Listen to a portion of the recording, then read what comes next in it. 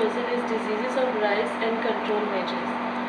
As rice forms the staple food of India, it is facing many diseases and we need to conserve it, to control the diseases.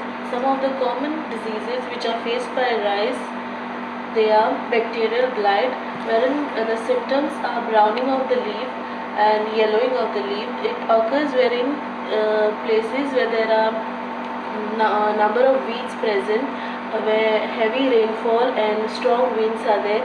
When the bacterial oozes out, and if there are lesions on the other leaf, it will get transferred to them quickly. Bacterial leaf streak caused by Xanthomonas oryzae. The symptoms are the leaf turns brownish in color, and this reduces the size of the yield because there is loss in the photosynthetic activity. Blast, which is caused by the fungus Magna prote oryzae. It causes lesions. This is at the collar region. This is the old region.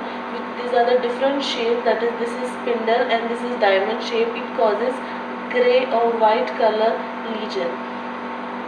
Browning of the spot. The spots appear on the leaf. The spots enlarge during the later stage. They affect the panicle and the leaf sheaths. False smart, that is, it causes the chalkiness of the grain. The symptoms are it causes orangish color powder is seen, wherein it later becomes greenish black in color. The panicle is affected. The size of the grain is also affected. The spores are covered. As you can see in the panicle. Rice grassy stunt, which is the causative agent is the rice grassy stunt virus, wherein it shows dwarfness in the plant and it turns yellow in color, and this is transferred by the leaf grasshoppers. Rice raised appearance, it is almost the same, wherein the leaf shows a raised appearance. It is caused by rice raised stunt virus, and it is transferred from one plant to another by the brown hoppers. Twisted leaf, which is caused by rice raised stunt virus, it shows twisting of the leaf and the color of the leaf becomes darker green than the normal green. Sheath blight, it causes greyish color lesions or spots like the appearance on the leaf. It affects the leaf and the leaf sheaths. It reduces the photosynthetic activity as the green tissue is affected. Tangro, which is caused by two viruses, and it is transmitted from one plant to the another by these leaf hoppers. It causes it reduces the number of tillers. It changes the color to yellow, and these are the leaf hoppers which transmit the diseases. Scald, it is a fungal disease caused by Microdochium oryzae. It causes the scalded appearance of the leaf.